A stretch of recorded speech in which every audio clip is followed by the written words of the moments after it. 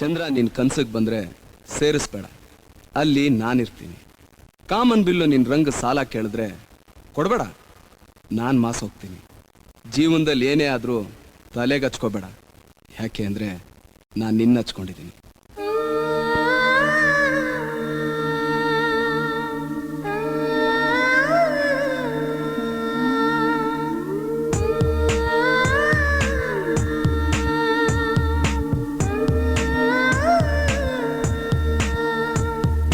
ಹಾಗೋ ಹೀಗೋ ಇದ್ದೆ ನಾನು ನನ್ನ ಪಾಡು ಹಾಯಾಗಿ, ಕಣ್ಣ ಮುಂದೆ ಬಂದೆ ನೀನು, ಹೋದೆ ನಾನು ಹಾಳಾಗಿ.